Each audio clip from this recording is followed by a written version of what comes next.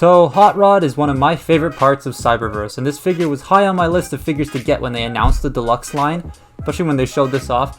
However, this figure is, well, let's get into it.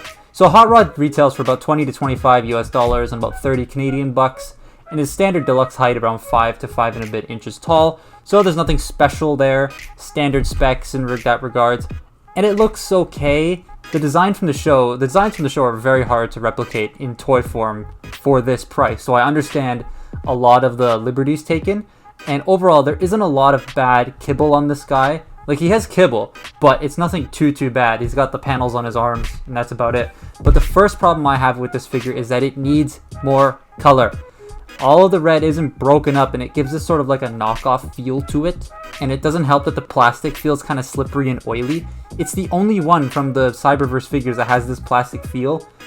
At this point in time, I haven't found an RC yet, so I don't know what that is, but I do have the rest of the figures at this point. But yeah, if Toy Hacks comes out with a sticker sheet for this guy, I will pick it up immediately because it definitely needs that.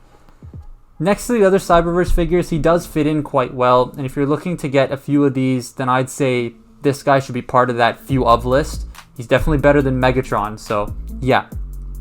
The big, main, heavy problem with the robot mode, though, is the posability. He has a lot of it.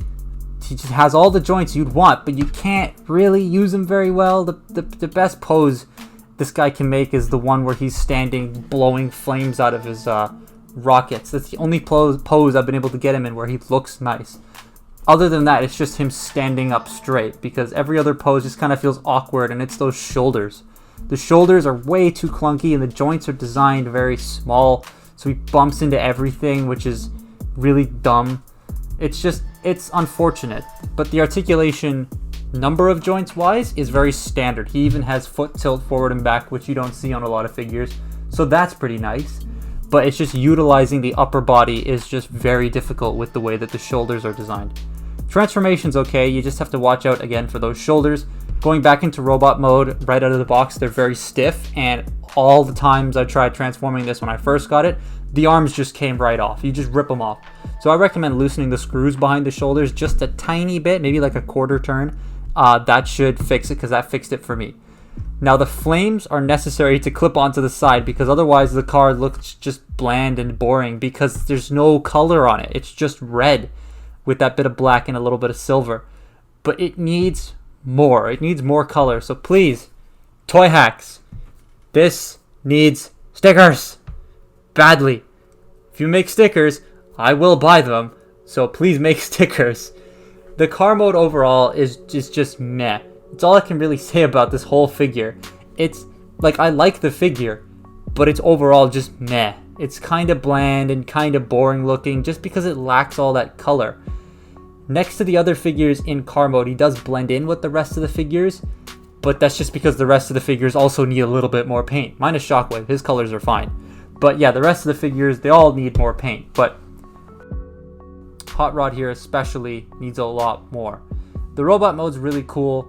That's only 1/4 of the figure that's good though. The posability, transformation, and car mode they're all a bit of a letdown.